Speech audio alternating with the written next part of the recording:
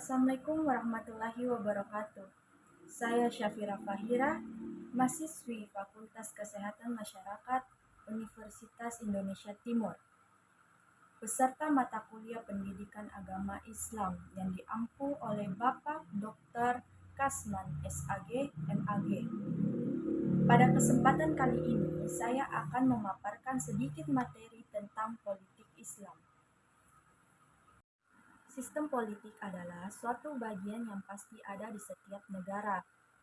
Sistem politik itu sendiri berfungsi sebagai pengatur dan membuat peraturan untuk dipatuhi oleh seluruh warga negaranya.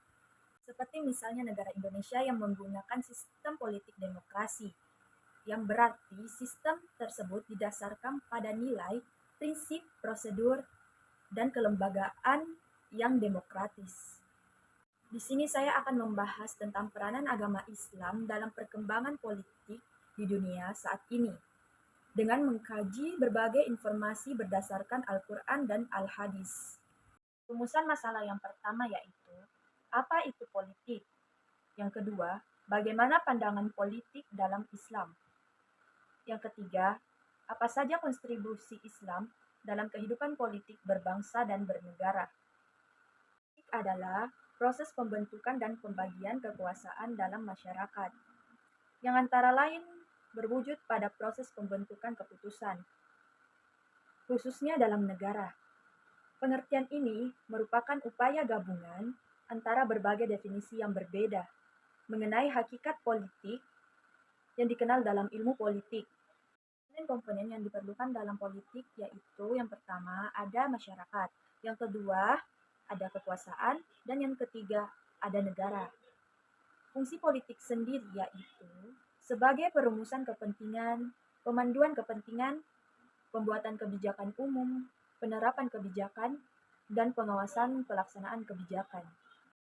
Politik dan agama adalah sesuatu hal yang terpisah, dan sesungguhnya pembentukan pemerintahan dan kenegaraan adalah atas dasar-dasar manfaat amaliyah, bukan atas dasar sesuatu yang lain. Jadi, pembentukan negara modern didasarkan pada kepentingan praktis, bukan atas dasar agama. Kita akan membahas tentang pandangan Islam dalam politik. Islam adalah negara yang syamil dan mutakamil, sempurna dan paripurna. Islam bukan hanya mengatur masalah ritual ubudiyah saja, tapi seluruh aspek kehidupan manusia, bahkan sampai ke hal-hal yang terkecil dalam kehidupan manusia. Jika Islam hanya mengatur masalah ibadah saja, tanpa mengatur masalah sosial budaya, pendidikan, tata negara atau pemerintahan, dan sosial politik, maka sama saja Islam seperti agama-agama lainnya. Tidak ada keistimewaan Islam dibandingkan agama-agama lainnya. Politik dalam literasi Islam dikenal dengan istilah siasa yang berarti pengaturan masalah keumatan Islam, sangat mencela bagi orang-orang yang tidak ingin tahu terhadap masalah umat atau urusan umat.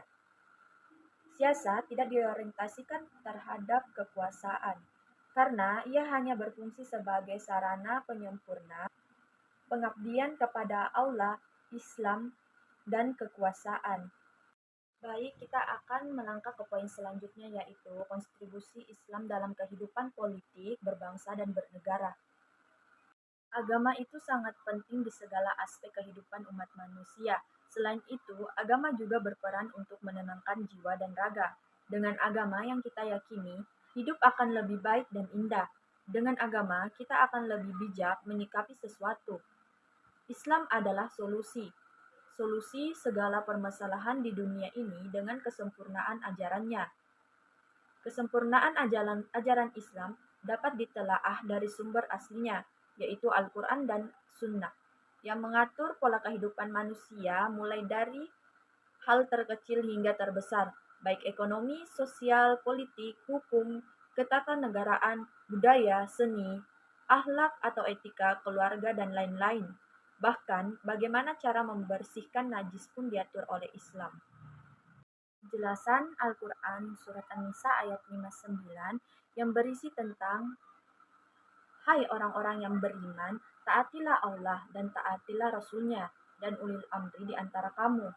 Kemudian, jika kamu berlainan pendapat tentang sesuatu, maka kembalikanlah ia kepada Allah, Al-Quran, dan Rasul Sunnahnya. Jika kamu benar-benar beriman kepada Allah dan hari kemudian, yang demikian itu adalah lebih utama bagimu dan lebih baik akibatnya. Hadis tentang politik. Yang pertama, pemimpin suatu kaum adalah pengabdi atau pelayan mereka. Hadis riwayat Abu Naim. Yang kedua, tidak akan sukses suatu kaum yang mengangkat seorang wanita sebagai pemimpin. Hadis riwayat Bukhari.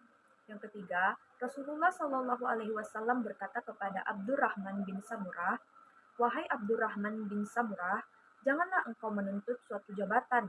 Sesungguhnya jika diberi karena ambisimu, maka kamu akan menanggung seluruh bebannya. Tetapi jika ditugaskan tanpa ambisimu, maka kamu akan ditolong mengatasinya."